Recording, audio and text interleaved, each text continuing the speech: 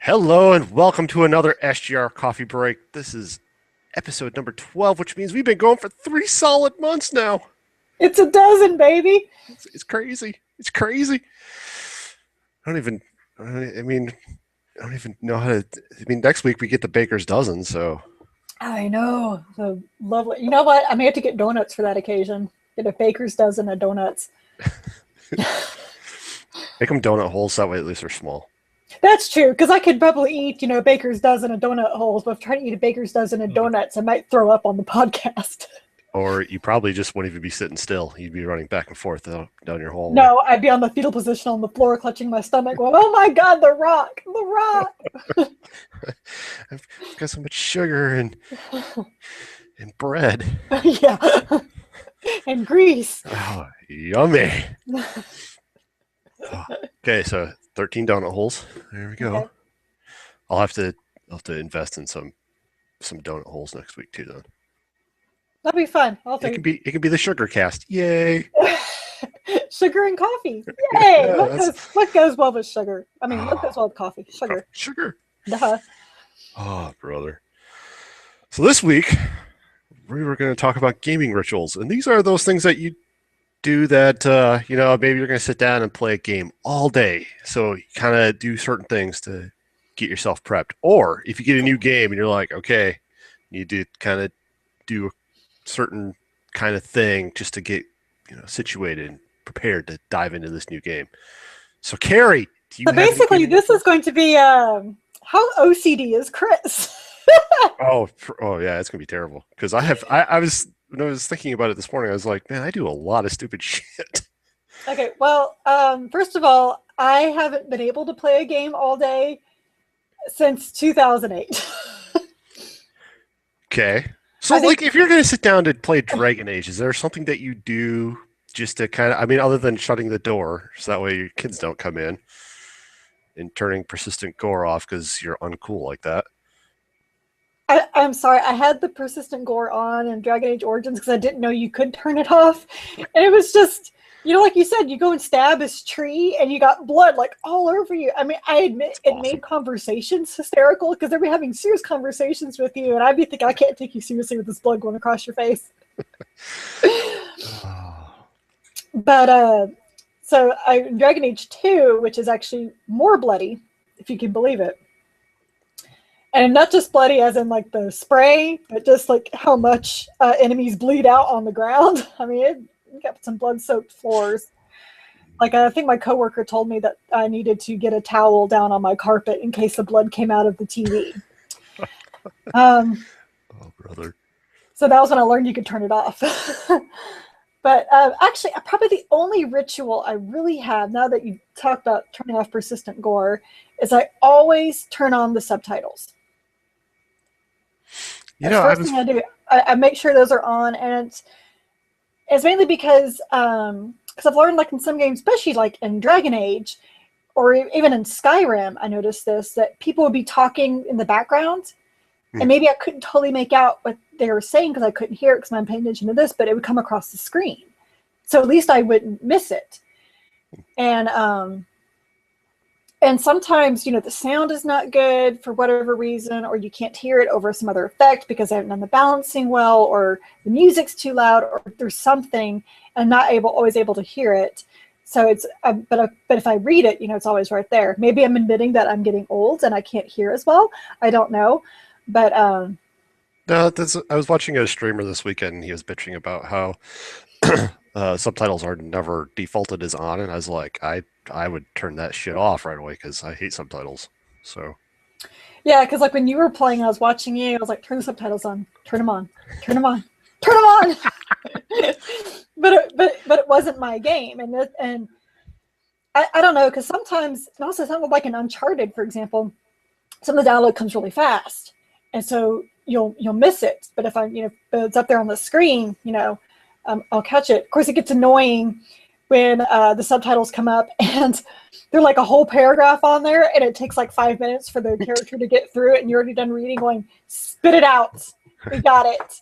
Or if they don't time the subtitles right, so therefore a spoiler comes and it ruins the moment it would have happened if it was organic. But But yeah, I think it's probably the only. Oh, so there's two things I do. So I make sure the subtitles are on, and then I go in and I check the y-axis, because normally it's defaulted to not inverted, because I don't play inverted. I never played Flight Simulator, so I don't have that natural thing for the inverted y-axis. Even though now it's supposed to be defaulted to not do it, I still check, because there's nothing quite like starting a game, getting in, and it's like, ah, crap. Up is not up and down is not down. This is like Bizarro land, must change. Oh yeah, do that. Nope. Up is down, down is up. No. See, my husband, he'll always check and make sure that it's inverted, because he Yep. can't play without it being inverted. It's exactly what I do. And there are certain times, like there are certain games where it's really nice where if you're in first person view, where inverted works, but then if you jump out and you're like trying to look around the world, I don't. Mm-hmm. For me, sometimes there's like if I'm playing first person or even if it's third person, like in an MMO, I still play inverted. But it was what was it? Isn't it the order that I was complaining about how Yes. it doesn't naturally do the switching because there's times where I want up is up and a lot of games are pretty good at dictating where that might actually kind of work out well. But yeah, I've been having issues with the order. But you know, inversion, always way to go. No. So you basically when you're sitting down to play a new game, you're basically just checking to make sure that your settings are good Yeah. before you can dive in. Yeah. I mean, I don't really do any preparation or anything. Oh, For some weird reason, it does take me a while to gear myself up to playing a new game. I don't know why. It's like, but I played Final Fantasy Type Zero. It took me a while to be like, okay, I really need to sit down and play this. And maybe it's because like another game I've been playing is like a comfortable shoe, mhm. and it's familiar, and this is brand new, and I have no idea if I'm going to like it. I don't know. I'm kind of weird that way when it kind of comes to new games.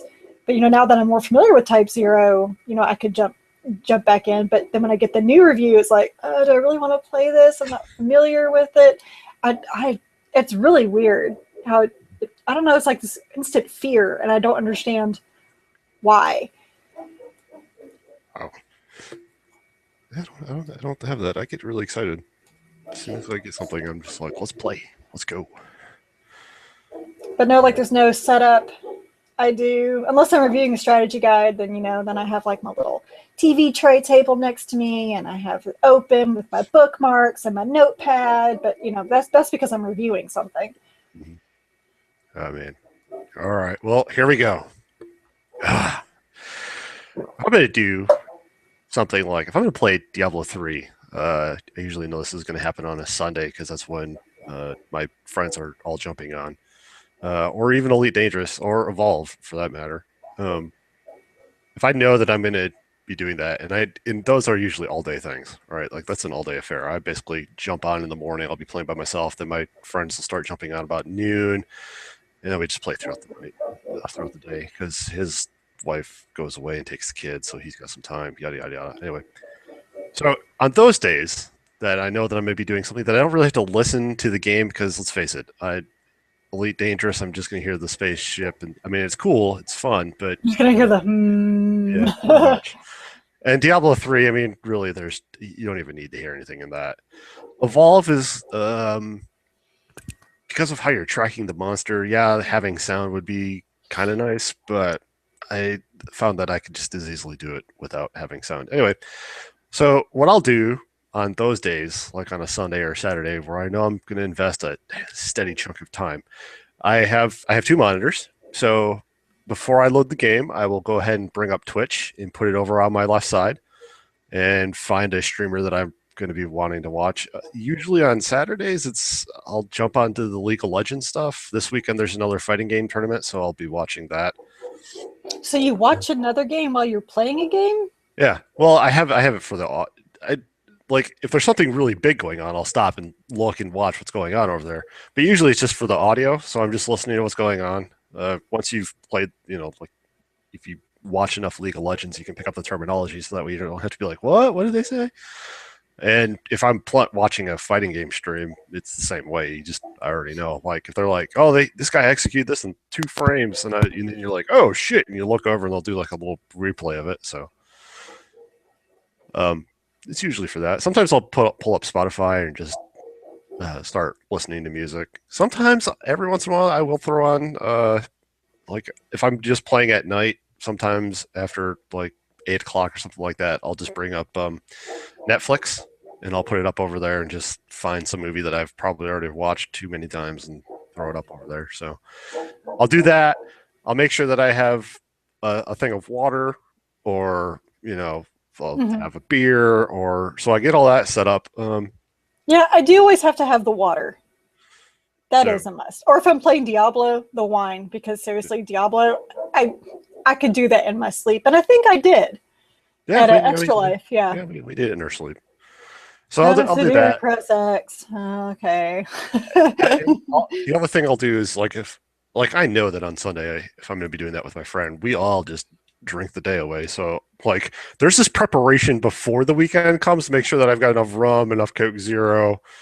If there's wine, I got to make sure that that's good. Make sure that I got beer, whatever it is that I'm going to be doing, and then also making sure I have like some junk food, because let's face it, this is like me reliving my youth is just sitting on the floor playing video games all day.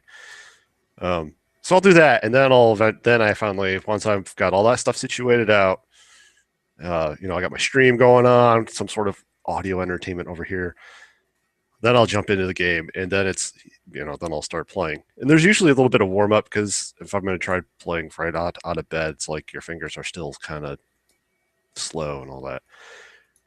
Um, if it's a game that I actually have to like when I'm doing the order, I'm still at my computer desk because my PS4 is hooked up to my computer monitor. Um, that one is, when I was getting ready to sit down and play that, I was like, okay, you know, that there's gonna be a lot of talking, yada yada yada, and then the quick time events caught me off guard. But um, that it was like, okay, made sure that my PS4 controller was charged, made sure that I closed down all the other distractions. I do when I do that, I have a little switch box, so my whole computer will actually just jump back over to my laptop and call it a day, and then my PS4 comes up on my computer screen. So I'll make sure like Pigeon is up, so that You way hardcore. so I can so I can do the chatting with the friends and that kind of thing. Megan will sometimes be. I mean, we are we are 20 feet from each other, but we will still IM each other. So just to make sure that that's going. I usually do away with Twitter, so that way I'm not watching this constant wall of negativity constantly streaming. So I'll do that. Now, next week, when Bloodborne comes out, uh, what I end up doing with a new game is usually, I know that by lunch, if there's a new game, I'm just gonna say F it. And so what I'll do when I have a new game coming out that I'm really excited for, so like Pillars of Eternity or Bloodborne or Mortal Kombat 10 X, however we're saying that, I'll make sure that all of my chores and tasks that I need to do, so like if I am doing some plumbing work, I'll make sure that shit's done before I get that game.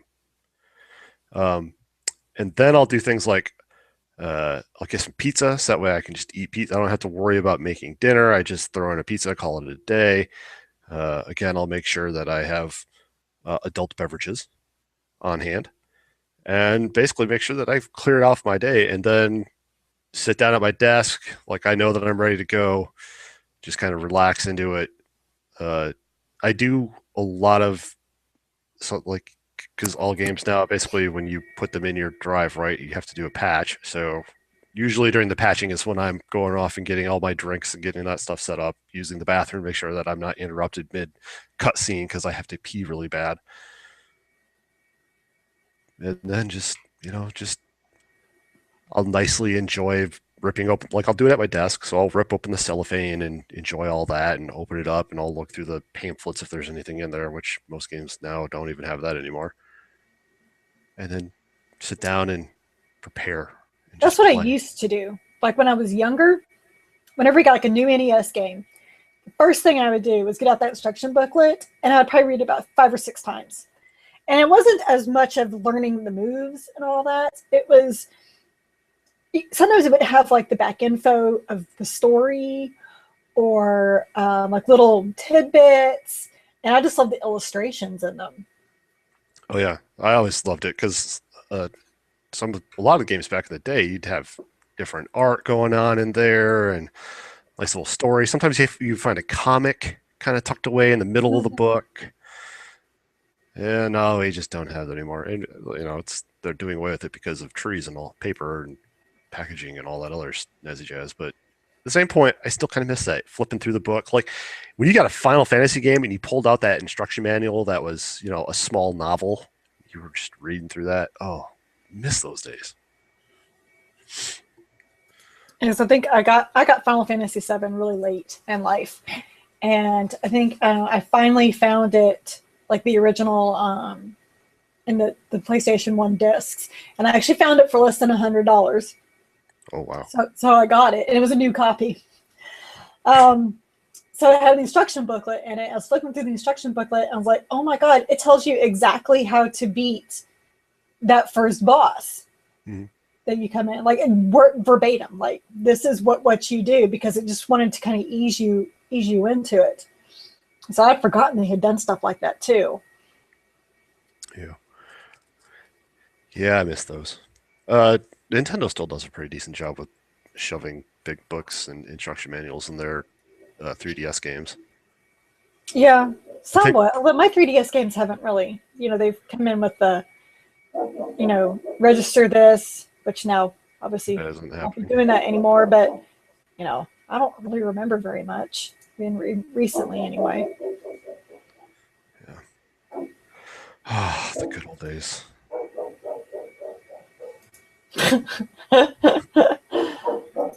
Oh, Oh, but actually, the big reason why they don't have those instruction booklets anymore is not because of the paper. That's probably somewhat to do with it, because printing costs are insane. It's actually amazing, like how much it costs to print something. oh yeah. And but it's mainly that games today have tutorials of some sorts within the game, so there isn't that need to, like Super Mario Brothers 2.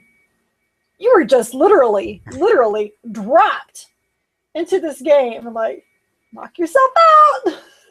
So you knew how to jump if you played the first one, but you didn't know that you could pick, stand on characters and pick them up and throw them and pick up vegetables and things like that unless you had an instruction booklet. Nowadays it would have, you would have fallen down, and as you got on that one ledge and you saw the shy guy coming towards you, the game would pause real quick and said, press B to pick up a vegetable. Press B again to throw it. You know, that's what would have happened now. You know what? You know the one thing that I really miss. That's that was a ritual back as a kid. Getting a going to the kitchen. You'd wake up in the morning. Your parents are still asleep or they're off. Like my stepdad would be out taking care of the horses and getting ready for a trail ride, and so I would go into the kitchen and I'd find a giant Tupperware bowl. I'd grab a box of cereal and fill that damn Tupperware bowl to the brim with cereal. So that way, and I had it worked out so I knew if I left just a little bit, I could get just a little bit of milk in there because milk just ruins cereal. Let's face it. I mean, you just want it for, a little bit of liquidation, but and then Okay. All right. going out to so when I was a kid, our couch, we had a couch here. We had a nice big coffee table that set up pretty high. And I would yank my Super Nintendo, drag it across the floor to the point that, the cords were a tripping hazard. So that way I could have the controller and I'd sit on the floor with my back up against the couch in this giant bowl of cereal. And I'd start playing Super Mario World and just shoveling cereal in. Oh, and playing games. Oh, there's a part of me that really misses that, and I know it's like terrible for you, right? Like sitting on the floor. Yeah, You now could I would still just. do that now. You understand, right? Like you don't. I could, I could, but I don't have a coffee table. You could build one. Build like a little makeshift coffee table. I could, I probably could, but just like that was the thing that I did every Saturday morning, right up till the point that My stepdad was like, nope, get your ass outside. Go take care of the horses. What? No. Why didn't you make me my coffee this morning? Go split some wood. Throw some wood on the fire. Damn chores. But, so Yeah, no, I wouldn't have been allowed to do that as a kid. we were allowed to do that, especially when it was cold, like when it got really cold in Michigan, or if it was raining and like they they knew that there was no chance in hell we were going to go outside. We were allowed to do it then. We were allowed to do it usually Saturday mornings. We got away with, getting up, doing that thing, and then at about noon, about the time that lunch would start happening, they'd be like, "Okay, turn the TV off, go outside." So then, No. you just hop on your bike and start riding around until you found somebody to play Yeah. with, or you went out in the woods and destroyed trees, or you went down the local watering hole and went swimming. No, but I mean, my parents were very kind of anti-video game, and they still kind of are. Oh, So no, like so we had an NES, but I mean, our time on it was very limited and very restricted. Like my mom would go and take the controllers type thing. wow, So wow. yeah, Yeah. What? Yeah. They didn't understand it. They were like, whatever. Just don't be on it all day. And whenever they wanted to watch TV, it was like, you better hope oh that yeah, you saved. yeah. You better hope that you saved. So, Back when you couldn't save in every single game. yeah. Yeah. Or and there was times that we left it. We would leave our Nintendo or Super Nintendo on just that way and it would be paused so that way they could watch whatever they wanted. Then when they went to bed, we'd be like, okay, let's go play some more. Yep, I had friends who did that too. But if you're on a hot streak, that always screwed you over because you'd be like, "Oh, I'm so far in Super Mario Brothers now. How? Oh, this is so awesome!" And then you just die and you'd be like, "Well, that was a waste." He almost melted your cartridge in there just for Oh, that. probably, but it was so good. Hey, shit, we did as kids. So, Oh, the good Carrie, old days. what have you been playing? That's not good old days. No, well, I guess one of them's kind of a good old day. Wait, Oh, no, not really. yeah. I've been Final Fantasying it up this week, and it's really kind of funny little story. Yesterday, I was wearing a gaming T-shirt, as I usually do, and my son asked me. He like pointed at a shirt, and he said, "Do you have that game?" Of course, I forgot what I was wearing. I looked down. I was like, "Oh, yeah, I do." He goes, "Can I watch you play it sometime?" And I said, "Sure." It's Final Fantasy VII. I give the kid 5 minutes. Tops. You never know. You And it's never know. because the shirt was Cloud with his Buster Sword holding it up, and he's riding a giant chicken. It wasn't a chocobo, it was a giant chicken. And he was like, "Do you really ride giant chickens?" I said, more or less. "Do you fight dragons?" "Yeah, I think I remember there being a dragon." "I want to watch you play." "Yeah, you're gonna hate this." Or you could wait until if you ever get into Final Fantasy 14 because you get to ride a giant chicken on that too. Oh, you ride giant chickens all the time. It's not a Final Fantasy game unless you ride a giant Giant chicken. chicken. Oh, I mean, like in Final Fantasy 3, I actually rode on a giant, like there's one quest that you get from this random side quest that was like, I want a map of the area. So what you have to do is you get on your chocobo and you have to go the entire perimeter of the area, and then the side quest is completed. So they encourage you to ride the giant chickens. chicken riding for the win. So, but I played Final Fantasy Type 0. This is a old PSP game that was only in Yes. Japan, right? Yes, there's a PSP game that was only in Japan. It came out, I believe, not long after Final Fantasy 13 did. And as I was doing some research on this, it turns out that Square Enix has this weird idea of doing, if they call it a Fabula Crystallis series. And what the games that are in that series are Final Fantasy 13, Type 0, and Final Fantasy 15. Which, Final Fantasy 15 used to be 13 Versus. So basically it's everything that handles with 13. But the way I see Type 0 is like, okay, I see where they're saying this is part of that universe, in that it's not they say it's the same universe, but it may be like maybe the same areas, maybe the same terminology for stuff and same mythology, but it's not the same universe. It's Square Enix. You're not supposed to understand it. You just smile and nod. I'm like, okay, I get it. But I see Final Fantasy Type Zero as a love letter to Final Fantasy fans because it takes a little bits and pieces of every Final Fantasy game and puts it in this one. The cool thing about it is that it's not turn-based; it is action-based. You, reason why it's called Type Zero is because what this game is about is there's this continent called Orient, and they the four countries in there worship their various crystals, which, the crystals have been part of the Final Fantasy universe since day one. Mm-hmm. Always been about this stupid big crystals that we worship and we get life and magic, and even Bravely Default was about the crystals. But this is one, and each crystal gives its country different power. Well, this one country, the Militace Empire, decided that they're just going to invade the other countries and take their crystals. And so they completely annihilated one country, and they're trying to annihilate the Dominion of Rubrum, and their crystal gives them the abilities for magic. Well, they have this thing called the Agito Cadets that are trained in different ways of magic, and this one class 0, you don't know where they came from. It's kind of assumed that either I'm like halfway through the game, I was like, were these kids created or were they kidnapped and molded? Because they're not like normal kids with magic. They're very unique in their skills, and they all band together. They're like a family. They call each other brothers and sisters. They call the woman who introduced them their mother. So it's all which is kind of very Shinra-esque in many ways. And then with some of the enemies you fight for the Militace Empire, because they do everything with machines, you'll recognize several of the mechanical enemies from Final Fantasy 7 and 10 and 13. Then they actually bring in the whole idea with the l'Cie, which maybe just facepalm, because the l'Cie is from Final Fantasy 13, but they do a different take on the l'Cie, slightly different take on the l'Cie. They devote to the crystals, not the fal'Cie. So these things aren't, sounding the same. So they got that going for it.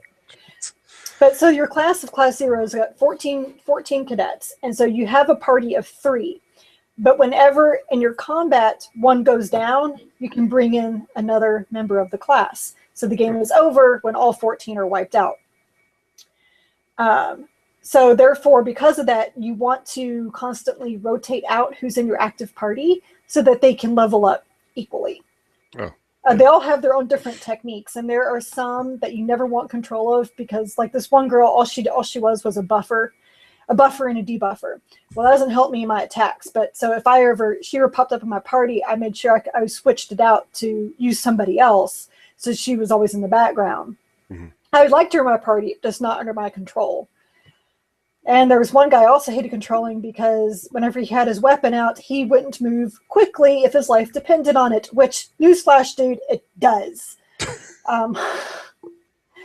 So I mean, that was just, 2 out of 14 that I never wanted to control, which is not that bad. And you have opportunity to be in the overworld where you go out and you have random encounters, and you can see the beasts roaming, which is a combination of old Final Fantasy and Final Fantasy 13. There's chocobo breeding. Although the purpose for doing so there's not really a need to. Because you don't get anything special except for, hey, look at all these chocobos you have. Look at the rare chocobos you created. That's a total callback to Final Fantasy 7 with the chocobo breeding. The weird thing about it is that it's set up almost like Crisis Core in that it's kind of a missions. Everything's done based on missions because you're fighting this war. Mm-hmm. And but in between missions, you have so many hours to do whatever. And it's not real-time hours. It's fake game hours. And so 2 hours will tick by if you talk to somebody. 2 hours will tick by if you attend a class lecture. If you leave the academy to go out and explore, that's 8 hours. That's gone. Jeez.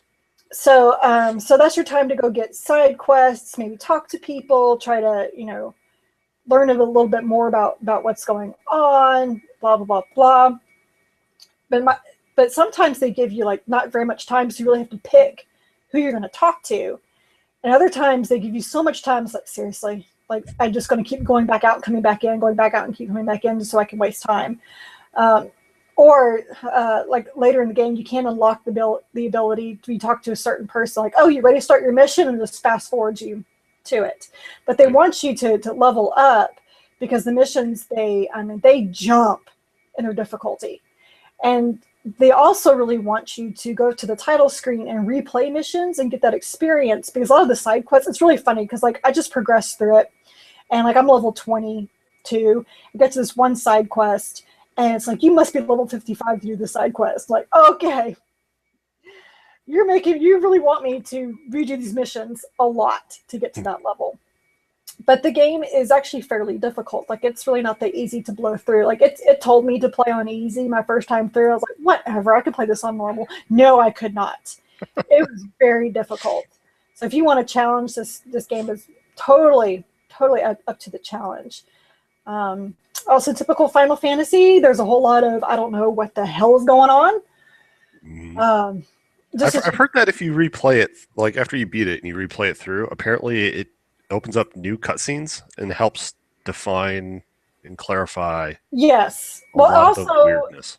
Well, there's that, and after you've played it and you go back and replay it, you'll go talk to different people maybe and unlock different scenes. And it's also most likely one of those that after you play it, it clicks when you see, it's kind of like when you see the movie Pulp Fiction, and you're like, okay, I kind of see that, but you watch it again, you see how all the pieces moved, and it clicks a little more. Yeah. That's what I imagine this kind of doing. I had the same thing with the Order 1886 as well when I played it the second time. So that said, this game is not for the Final Fantasy newbie. This is for seasoned veterans only. It really is. It's not going to lead you gently in. It's like, if you don't know these certain things, they don't really explain it to you. There's barely a tutorial. There's no codex for you to go read. This is the world. Have fun in it. I also will say this is the bloodiest Final Fantasy I've ever played. Oh, wow. Because it really kind of shows the horrors of war, and not only the horrors of war on the battlefield, but the seedy politics that go behind the scenes. So, but there are several things that happened violence-wise. I was like, whoa, I did not see that coming. And I can't believe they just showed that, because it's not Final Fantasy style. So, but along with that, I got the demo code for Episode Dusque for Final Fantasy 15. The reason why it's called Episode Dusque is because this demo takes place in the Dusque region. And this is unlike any other Final Fantasy game in existence. And the attacks that they have are so bizarre, but yet they're fun. The whole time I was playing it, all I could think of is, this is like Dragon Age Inquisition, but with Final Fantasy. So it should be right up your alley. Yeah, it's just weird for a Final Fantasy. It's not turn-based, it's action-based. It's you're like Dragon Age Inquisition, you're in this open world and you just go and explore. You can do side quests if you want. You can go on this path. Actually, there's navigational maps to help you. The weird thing I don't like about it is that there's no manual dodging. It's kind of annoying. The way that it handles the attacks, I put this all in my preview, so go read my preview, so listen to me ramble, because the attacks they're strange. They're unlike anything else that they've ever had in any other Final Fantasy game to date. It's like they just kept taking what they did in Final Fantasy 13 and just keep twisting it and twisting it and twisting it, and now they have it to where it is. But yeah, I mean, the strangest thing though is the ability to warp.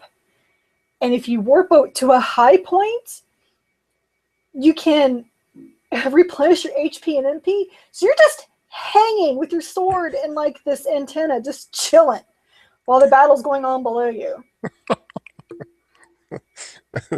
Like Well, there's a stealth sequence. You can hide behind rocks. These are things I'm like, what is this? This is not a Final Fantasy game. It's, as I put in my preview, it is like Final Fantasy finally put on his big boy RPG pants and decided to be a modern RPG.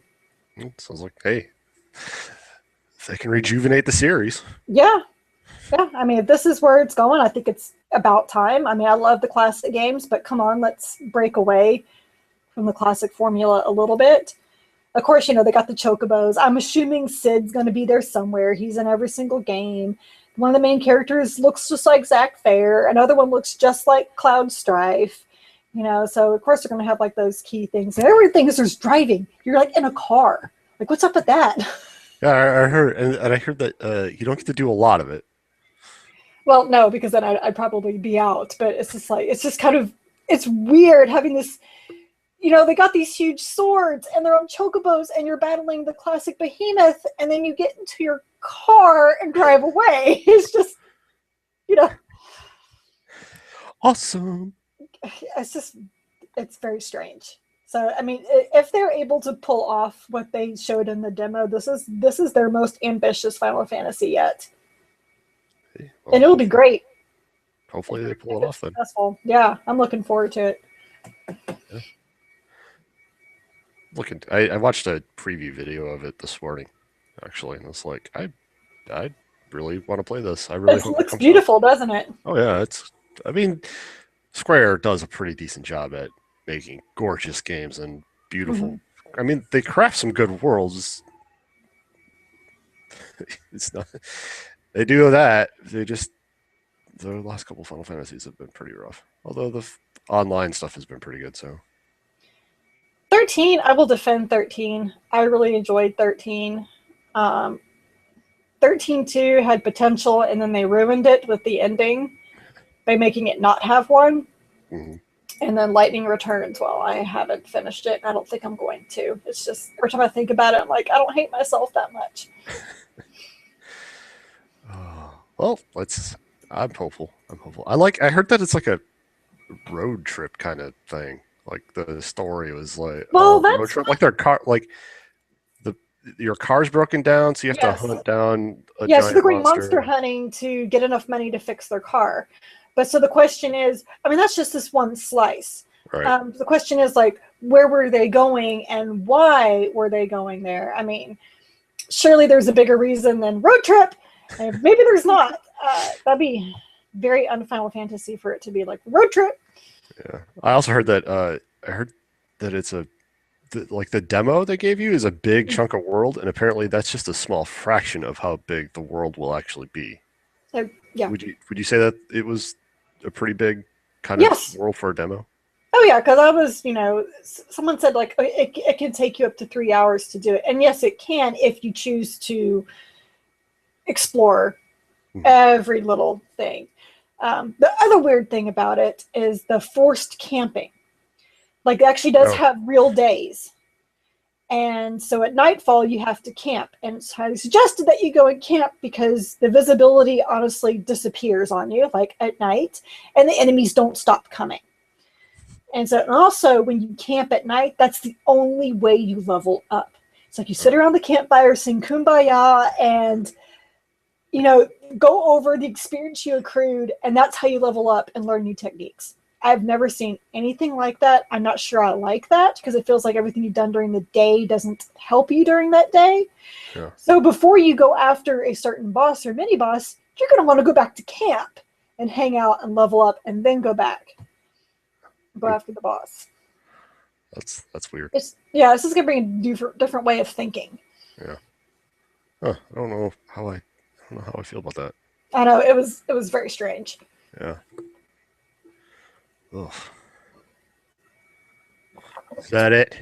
That is it. I Final All we got? Fantasy out. Oh, man, what are you gonna do next week? Oh Well, wait, I already know what you're doing. I have a Type 0, that strategy guide now to go through. I mean, I got like 2 more chapters left of the game that I'm gonna use the strategy guide for. I'm gonna come over to a strategy guide and see everything that I missed playing without one. Yay. Yeah. Yeah, I'm still on the fence if I'm just gonna just go get Bloodborne and then start a character over again and go through with the guide, or if I'm just gonna be like, yeah, because there's a lot of playthrough on that. So anyway, I'm hoping, fingers crossed. So well, let's see. I've been playing more Elite Dangerous. Of Uh, course been you have. been enjoying their they call it a debug camera. So now you can actually get outside of your ship and like float around space and then take screenshots, unhindered screenshots. So that's been a lot of fun. It's pretty cool. Okay. Been playing a lot more Diablo 3 Reaper of Souls. I got my full Marauder set armor now, so I am kicking some serious ass. For my Demon Hunter, I think Paragon 2 between 230 or 250. I just stopped counting. I just gave up. Um, and I've been playing Evolve. I'm hoping to either start writing the guide today or tomorrow, depending on how words flow. Um, and I was, other than the fact that I have to run it in a window and I have to run it at a smaller resolution because my laptop just can't handle it that well. It does make me wish I'd bought it on PS4, but I knew I had friends on PC that would play it. It's it's a very interesting game. I've had a lot of fun with it. I can't say that. I can see why people are kind of like, yeah, we're done with this, and it's because you only have a handful of maps. There's only Mhm. 4 monsters. I forget how many hunters there are because there's like 2 or 3 that you unlock per class. So there's around 12 hunters, I do believe, because I think you get 3 per class. Um, each class or like each hunter in that class plays very differently. So Mhm. like I like to do the support role because I suck at trying to shoot monsters. Um, so like I'm laying out turrets, auto sensing turrets. That way, when the monster comes running through, the turrets will start firing at it. You can also the guy that I play is a robot, so you can take your head off and like zoom your head around, fly your head all over the map. So that way you can help hunt down where the monster's at, Okay. and then tag it. I've done the assault a couple times. Um, I've done the medic.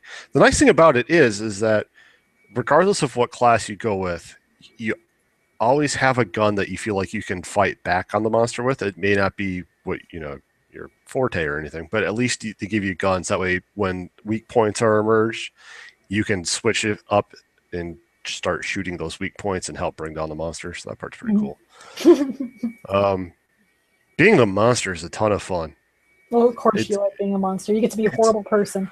oh, it's so much fun. But there's definitely this like risk versus reward system that kind of you get because you want to evolve as quickly as possible. So you get three evolutions. You get 2 evolutions between you go from stage 1 to stage 2 and then stage 2 to stage 3, and you're trying to do that as quickly as possible because obviously at stage 3 you become just a tank, or a glass cannon depending on like Mhm. which monster you go with. But there's you have to run around and hunt down the wildlife, and you don't want to scare birds because then that kind of gives off where you're at, and you really want to run all over the map because it can it helps confuse the hunters.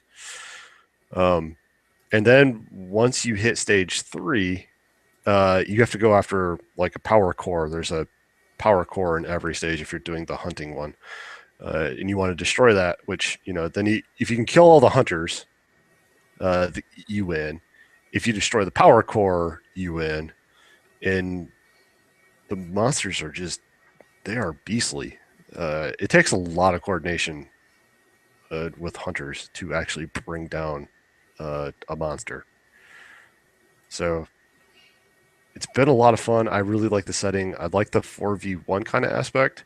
Mhm. I can agree with the honest trailers where it would be. I think that instead of having, they have a couple different modes. They have hunt where it's just 4 hunters versus a monster.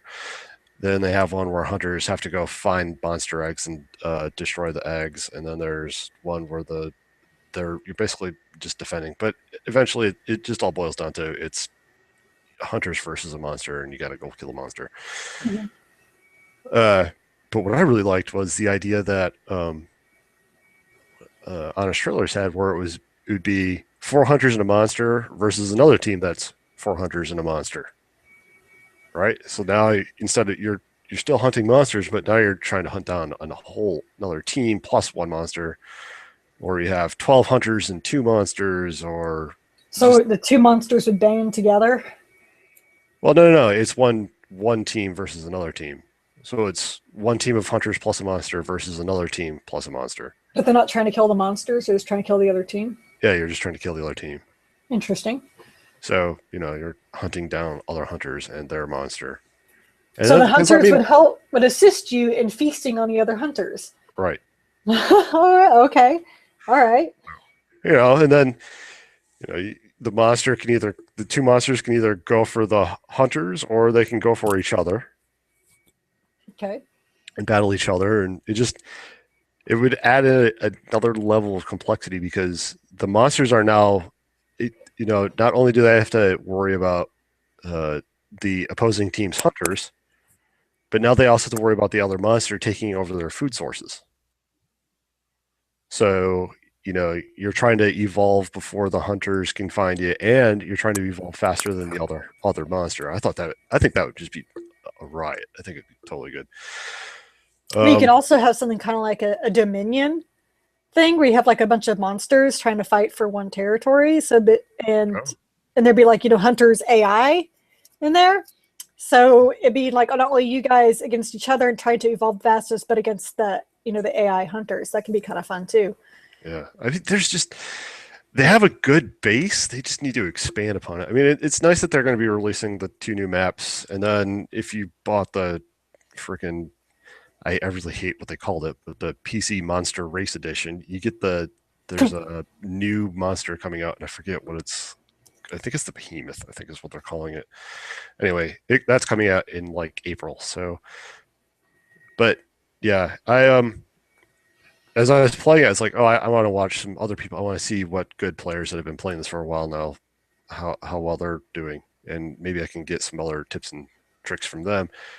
And this game has lost its community pretty hard. Oh, Um, it's really nice that they give you an offline. And yes, you're still playing with bots, so you're playing with bot hunters and trying to hunt down a bot monster, or you play as the monster and you're playing against four bots. But I mean that part's kind of nice. But I watched uh, two streamers try to play online games, and mm-hmm. they sat there for 10 minutes while they just Oh, waited to trying to find people to play with.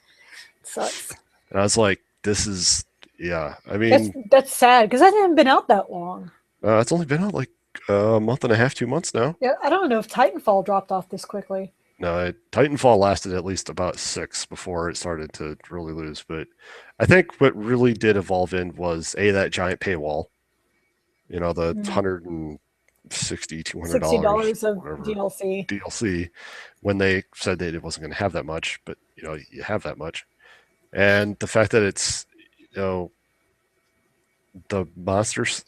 It'd be nice to have more monsters. I mean, you have a decent kind of range of hunters. It'd be nice to have a couple other classes. It'd be cool to see that. I think two maps will be nice.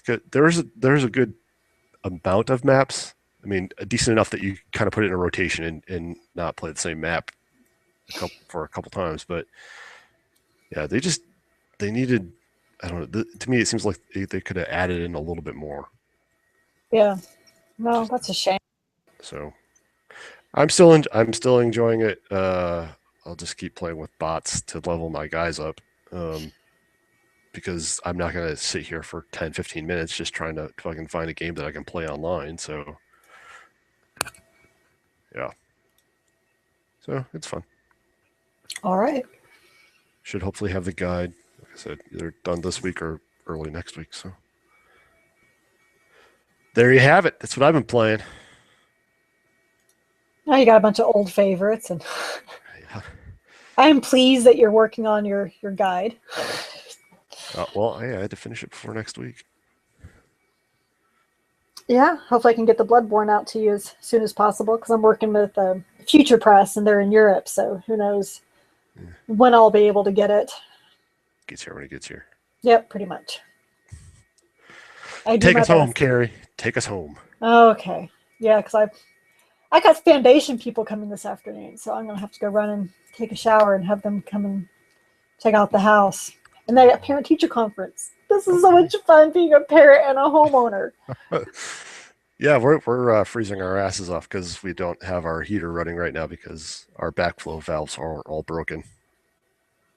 Yeah, it's 80 here today. Yeah, it's toe numb cold here. Toe and helm cold. Yeah.